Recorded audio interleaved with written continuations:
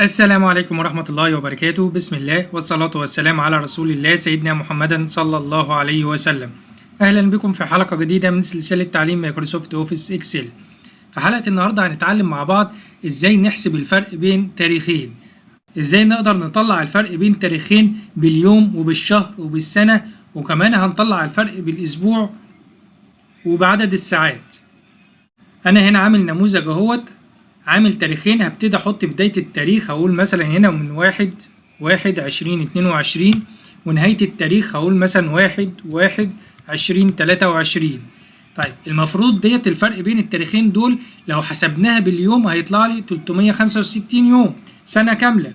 طيب لو حسبناها بالشهور هيطلع لي 12 شهر. طب لو حسبناها بالسنة هيطلع لي سنة واحدة. ولو حسبناها بالاسبوع طبعا بنقسم ال 365 يوم على الاسبوع. تعال نشوف كده لما ندوس على حساب الفرق هيطلع لنا ايه. لو دوست هنا حساب الفرق هيطلع لي هنا الفرق باليوم 365 يوم فعلا، والفرق بالشهر 12 يوم 12 شهر، والفرق بالسنة سنة واحدة، والفرق بالاسبوع طلع لي 53 اسبوع خلال السنة كلها. لو قسمت ال 365 يوم دول على السبع ايام او الست ايام هيطلع لك ايه 53 اسبوع. طيب وبالساعات في السنة دي كلها فيها كام ساعة؟ 8760 ساعة. يبقى في حلقة النهاردة هنتعلم مع بعض ازاي نطلع الفرق بين تاريخين بأي طريقة احنا عايزينها، سواء باليوم او بالشهر او بالسنة او بالاسبوع او بعدد الساعات. بس قبل ما نبتدي الشرح يا ريت ما تبخلش عليا بلايك للفيديو، واللي بيشوفني لأول مرة يعمل اشتراك في القناة، ويلا بينا نبدأ الشرح على طول. طيب عشان نعمل نموذج زي دوت، فورم زي ده اللي احنا عاملينه دوت، هنيجي نقفل ده كده الأول. عشان نعمل الفورم دوت هنخش على قائمة ديفلوبر، ومنها هنخش على الفيجوال بيزك. طبعا قائمة ديفلوبر لو مش ظاهرة عندك بتيجي تقف على أي مكان كده، كليك يمين وتختار كاستمايز ذا ريبون. هتلاقي قائمة ديفلوبر موجودة هنا، مش متعلم عليها صح. كل اللي هتعمله هتعلم عليها صح وهتدوس اوكي هتظهر معاك. طيب هنخش على قائمة ديفلوبر، وبعد كده بخش على الفيجوال بيزك، بيدخلني على شاشة محرر الأكواد. ده اليوزر فورم اللي أنا كنت عامله. طبعا أنا شرحت طريقة عمل اليوزر فورم دوت في فيديوهات كتيرة قبل كده عندي في القناة. يعني لو دخلت عندي في القناة وشفت تصميم البرامج هتعرف ازاي تعمل يوزر فورم زي دوت، ازاي تعمل ليبل، وازاي تعمل تكست بوكس، وازاي تلون الكلام دوت، وازاي تنسق الخطوط. ولو خدت جولة كده في القناة عندي هتلاقي الكلام ده كله أنا شرحه بأكتر من طريقة. طيب عشان برضو ما اضيعش وقتكم واطول في الفيديو، انا صممت الجدول اهو جاهز. انا دلوقتي عملت ايه 7 ليبل عندي و7 تكست بوكس. الليبل طبعا اللي بكتب فيه البيان بتاعي. انا كتبت هنا بداية التاريخ ونهاية التاريخ، والفرق باليوم والشهر والسنة والاسبوع وعدد الساعات. وعندي هنا التكست بوكس، ده تكست بوكس 1، وده تكست بوكس 2، وتكست بوكس 3، وتكست بوكس 4 و5 و6 و7. يبقى أنا كده عامل عندي 7 تكست بوكس. طيب التكست بوكس 1 و2 ده الخاص اللي أنا هدخل فيهم التاريخ، وبقية التكست بوكس دول النتيجة اللي هتطلع لي فيها. وعامل طبعا 2 كوماند بوتون، أول واحد هنا لحساب الفرق، والتاني واحد لحذف البيان دوت عشان لو هندخل بيان جديد. أنا دلوقتي عايز لما اكتب تاريخ واكتب نهاية تاريخ يطلع لي الفرق باليوم. هنعمل الكلام ده ازاي؟ هنيجي هنا نخش على الزر الخاص بحساب الفرق دوت، هنخش على الكوماند بوتون دوت، هندوس عليه دبل كليك بالشكل دوت. طبعا انا كنت عامل اكواد قبل كده، همسح الاكواد دي كلها، نمسح الاكواد دي كده كلها بالشكل دوت عشان هبتدي اشتغل معاكم من البداية خالص. طيب هنعمل ايه؟ اول حاجة انا عندي هنا بداية التاريخ التكست بوكس بتاعه اسمه ايه؟ تكست بوكس 1. طيب ونهاية التاريخ تكست بوكس 2. يبقى انا لازم ابقى عارف ان بداية التاريخ محطوط في تكست بوكس 1 ونهاية التاريخ في تكست بوكس 2. طيب هنيجي نخش هنا على حساب الفرق، وهنا دلوقتي هبتدي اعمل متغيرين. اول متغير هنقول هنا دم، والمتغير دوت هيمثل عندي التاريخ الاولاني او بداية التاريخ. طيب هسميه ايه؟ سميه اي اسم. طيب طالما هو بداية التاريخ انا هسميه مثلا ايه؟ فيرست نيم. يبقى هسميه كده فيرست مش فيرست نيم، هنسميه مثلا فيرست ديت او التاريخ، بدايه التاريخ، يبقى اكتب هنا فيرست ديت. انت ممكن تسمي اي اسم غير الاسم دوت اللي انا كتبته دوت. طب ونوعه ايه؟ هنقول هنا از ديت وهندوس انتر. يبقى انا كده عملت اول متغير اللي هو بيمثل عندي بدايه التاريخ. طيب هعمل متغير تاني اللي هو هيمثل عندي ايه؟ نهايه التاريخ. يبقى هكتب هنا ديم وهقول end date، هنقول as date برضو وندوس انتر. طيب يبقى انا كده عملت ايه؟ اتنين متغير، المتغير الاولاني خاص ببدايه التاريخ والمتغير التاني خاص بنهايه التاريخ. هبتدي اعرف بدايه التاريخ. بدايه التاريخ هنقول هنا first date بيساوي ايه؟ بيساوي التكست بوكس الاولاني اللي احنا كنا عاملينه. يبقى هنقول هنا التكست بوكس 1 دوت فاليو وندوس انتر. طيب ونهايه التاريخ احنا قلنا ايه؟ تكست بوكس 2. يبقى هنقول هنا end date بيساوي تكست بوكس 2 دوت فاليو وندوس انتر. يبقى احنا كده عملنا متغيرين وعرفنا المتغيرين دول عباره عن ايه. طيب دلوقتي انا عايز اعمل الفرق بين التاريخين دول. هنعمل الفرق ازاي؟ هنقول هنا مي دوت، انا هنا عايز النتيجه تتحط فين؟ تعال نبص كده، ادي الفورم بتاعي، انا عايز الفرق باليوم. الفرق هيتحط هنا في التكست بوكس دوت. التكست بوكس ده اسمه ايه؟ تكست بوكس 3. طيب يبقى هاجي هنا هنقول مي دوت تكست بوكس 3 دوت فاليو بيساوي، هيساوي ايه؟ هنا هنستخدم معادله ديت ديف. هنقول هنا ديت ديف وهنفتح قوس. انا عايز ايه؟ انا عايز اليوم، الفرق باليوم. يبقى هعمل هنا علامتين تنصيص وهنحط ديت بتمثل اليوم. وبعد كده هنقفل القوس وهعمل كوما وهقول هنا فيرست نيم او فيرست ديت، فيرست ديت اللي هي بتمثل عندي ايه؟ التاريخ الاولاني. وبعد كده هعمل كوما تاني وهقول end date اللي هي بتمثل عندي ايه؟ التاريخ التاني. وبعد كده هدوس انتر.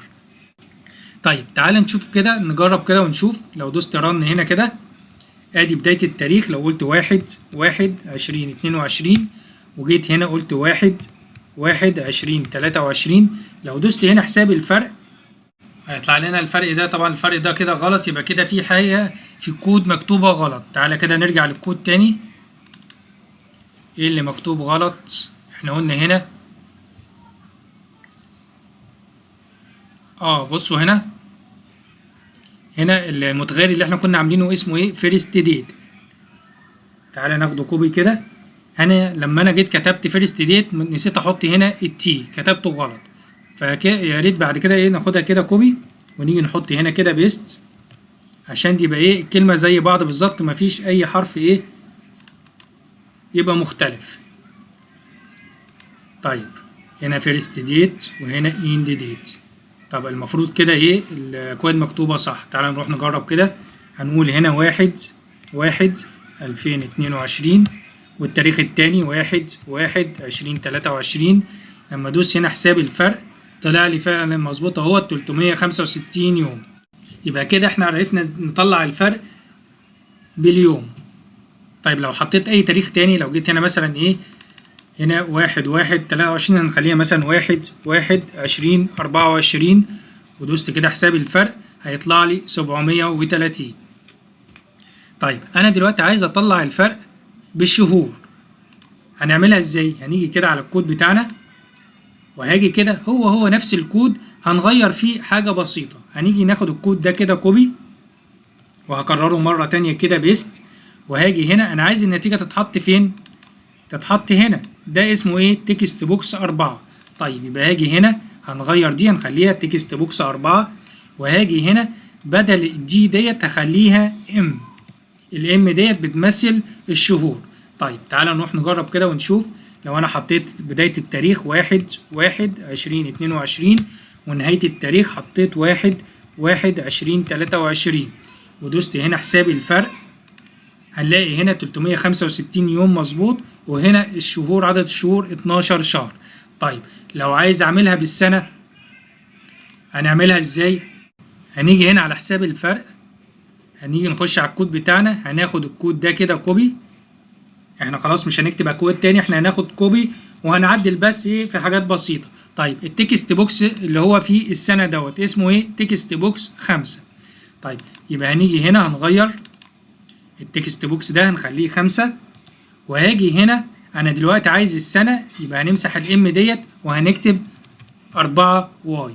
طب لو رحنا جربنا كده قلنا 1/1/2022 ونهاية التاريخ 1/1/2023 ودوست حساب الفرق، هيطلع لي هنا الفرق باليوم 365 يوم، ولو حسبناها بالشهر هيطلع لنا 12 شهر، ولو حسبناها بالسنة هيطلع لي سنة واحدة. طيب لو حبينا نحسبها بالأسبوع، عايزين نعرف السنة ديت فيها كام أسبوع، هنعملها إزاي؟ هنيجي نخش على الكود بتاعنا وهنعمل بيست للكود اللي احنا كنا واخدينه كوبي، وهنغير بس في التكست بوكس هتبقى تكست بوكس 6. لو رحت بصيت عليها في اليوزر فورم هتلاقيها 6، وهاجي هنا الام ديت هنخليها دبليو.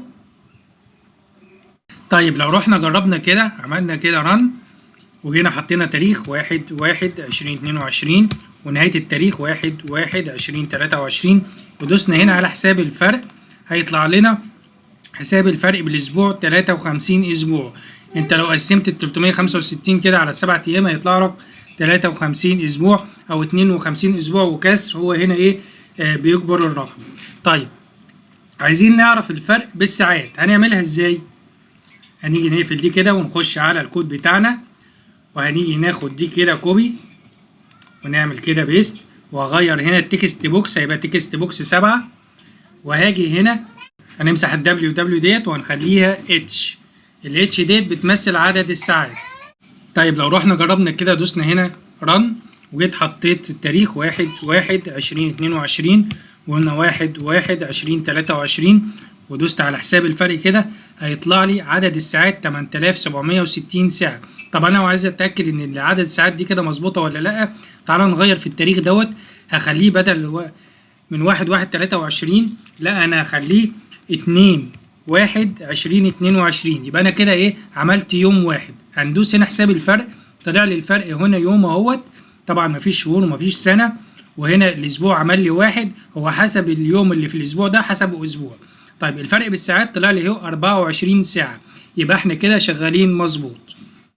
طيب تعالى احط بقى تاريخ ميلادي كده واشوف انا عندي كام يوم النهارده. تعالى كده لو مسحت البيانات دي كده او قفلت دي كده وفتحتها مره تانية عملت رن كده، لو جيت حطيت مثلا تاريخ ميلادي قلت 1/1/1978 ده تاريخ ميلادي. طب لو حطيت مثلا تاريخ النهارده قلت 9/8/2022، لو جيت عملت حسابت الفرق بقى كده، لو دوست حساب الفرق يبقى انا كده عندي كام يوم؟ عندي 16290 يوم. ولو جيت حسبتها بالشهور عندي 535 شهر، ولو حسبتها بالسنة عندي 44 سنة، ولو حسبتها بالاسبوع عندي 2327 اسبوع، ولو حسبتها بعدد الساعات 390960 ساعة. عايزكم بقى تجربوا كده، كل واحد يحط تاريخ ميلاده ويجرب يشوف هو عنده كام يوم وعنده كام شهر واتولد بقاله كام ساعة. طيب يبقى احنا كده اتعلمنا مع بعض ازاي نحسب الفرق بين تاريخين، سواء باليوم او بالشهر او بالسنة او بالاسبوع او بعدد الساعات. طيب احنا كده يعتبر خلاص خلصنا، بس في شوية حاجات كده زيادة يعني تخلي شغلنا يبان بشكل احترافي. يعني مثلا الحذف ديت، عايز لما ادوس حذف هنا كده البيانات دي تتحذف عشان احط بيان جديد. هعمل ايه هنا؟ هنيجي هنا نقفل الفورم ده كده واخش على زر الحذف. قبل ما اخش عليه انا عندي هنا كام تكست بوكس؟ عندي 7 تكست بوكس، من تكست بوكس 1 لغاية تكست بوكس 7. طيب هنيجي نخش كده جوه الزر دوت، وهاجي كده هنعمل حلقة تكرارية. هقول ايه؟ هقول فور اي بيساوي، انا عندي التكست بوكس قد ايه؟ من تكست بوكس 1 الى 2 تكست بوكس كام؟ 7. يبقى من 1 ل7 ديت عدد التكست بوكس اللي موجودة عندي. طيب طيب هعمل ايه بعد كده؟ هنقول هنا كنترولز ونفتح قوس وهنعمل علامتين تنصيص، وبعد كده هكتب تكست بوكس وهقفل علامتين التنصيص وهاخد مسافة، وبعد كده هقول اند المتغير اللي احنا كنا عاملينه اي، الحالة التكرارية اللي هي اي ديت هقول اي، وبعد كده هقفل القوس وبعد كده هقول دوت فاليو بيساوي دبل كوتيشن وندوس انتر. بعد كده هقفل الحلقة التكرارية هنقول نيكست اي وندوس انتر. طيب تعالوا نروح نجرب كده. لو دوست رن هنا كده وقلت 1/1/20 22 ل1/1/2023 ودوست هنا حساب الفرق هيطلع لي البيان. لو دوست هنا حذف هيتحذف لي البيان، اقدر ادخل بيان جديد. طيب بالنسبة للتاريخ هنا انا لما بكتب مثلا تاريخ كده، التاريخ انتوا شايفينه مكتوب ازاي. طب لو انا عايز انسق في التاريخ دوت، صيغة التاريخ دي كده مش عجباني، عايز اغير الصيغة ديت، نغيرها ازاي؟ هنيجي نخش على الفورم بتاعنا كده، هقف على التكست بوكس نفسه وهندوس دبل كليك. هو اوريدي هيدخلني على الحدث تشينج، تكست بوكس 1 في الحدث تشينج. انا هغير الحدث تشينج ديت هخليها افتر ابديت. هاجي من السهم ده كده ونختار افتر ابديت، وهاجي بعد كده امسح التشينج دوت، انا مش عايز تشينج. وهاجي هنا هقول له ايه بقى؟ هقول له تكست بوكس 1 دوت فاليو بيساوي، هنقول هنا فورمات ونفتح قوس وهقول له تكست بوكس 1 دوت فاليو وهعمل كوما وهعمل علامتين تنصيص وابتدي احط الصيغه اللي انا عايزها. انا عايز مثلا السنه الاول وبعد كده الشهر وبعد كده اليوم، او اليوم الاول وبعد كده الشهر وبعد كده السنه، او عايز مثلا الشهر بدل ما هو بارقام اخليه كتابه، يبقى مثلا ايه 1 مايو 1900 وكذا. طيب هنعملها ازاي؟ انا هخليه مثلا الصيغه ديت، يبقى اقول هنا 4 واي وهاخد شرطه كده وهعمل 2 ام اللي هي بتمثل الشهر، وبعد كده شرطه وهعمل 2 دي اللي بتمثل اليوم، وبعد كده هقفل القوس وهندوس انتر. هناخد دي كده كوبي، هناخدها كلها كوبي كده، ونيجي على التكست بوكس التاني اللي نهاية التاريخ هنعمل فيه نفس الكلام، هنخش كده جواه وهغير الحدث تشينج دوت هخليه افتر ابديت، ونيجي نحط الكود اللي احنا عاملينه كده بيست. هغير بس التكست بوكس، بدل ما تكست بوكس 1 لا اخليه 2، وهاجي هنا اخلي دي 2 ونروح نجرب كده. هندوس رن. لو جيت كتبت التاريخ هنا قلت مثلا ايه 1/1/2000 ودوست انتر طلع لي التاريخ بالصيغة ديت. طب لو عملت تاريخ النهاية قلت 1/1/2022 ودوست انتر هيطلع لي بالصيغة ديت. لو دوست بقى هنا الحساب بالفرق هيطلع لي الفرق باليوم والشهر والسنة والأسبوع وعدد الساعات. عايز ادخل بيان جديد هندوس هنا حذف وابتدي احط بيان جديد. هو ده كان موضوع حلقتنا النهارده، حلقه كده سهله وبسيطه، اتمنى تكون ان هي عجبتكم. يا ريت بقى ما تبخلوش عليا بلايك للفيديو، واللي بيشوفني لاول مره يعمل اشتراك في القناه، وانتظروني في الحلقه القادمه، والسلام عليكم ورحمه الله وبركاته.